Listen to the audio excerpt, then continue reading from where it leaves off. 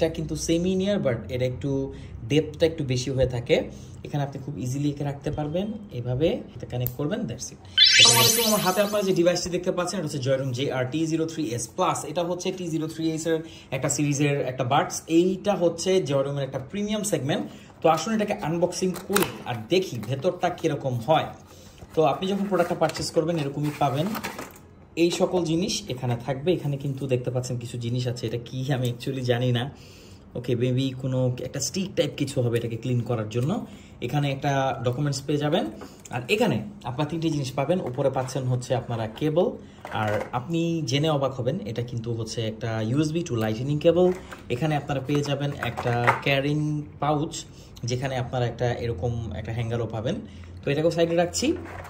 Last but definitely not the least, এখানে আমরা পেয়ে যাব একটা জয়রুমের যেই বাডস, এটা যে কতটা প্রিমিয়াম, এটা বিল কোয়ালিটি আমি আপনাদেরকে এক কথায় বলি, এই জয়রুমের লেখাটা যদি না থাকতো না, খুব কম মানুষই বলতে পারতো যে এটা অ্যাপেল এয়ারপডস না অ্যাকচুয়ালি, কারণ এতটাই প্রিমিয়াম। আর এই সিরিজটা যারা ইউজ করে তারা জানে এটা কতটা প্রিমিয়াম।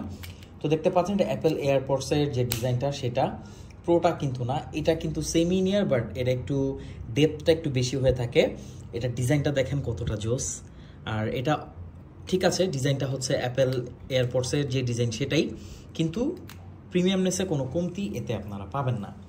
তো এখানে যদি আমরা কিছু ফিচার দেখি, এখানে ব্লুটুথ 5.1 ইউজ করা হয়েছে। এখানে আপনার লম্বা ব্যাটারি ব্যাকআপ পাবেন 6 আওয়ার্সের।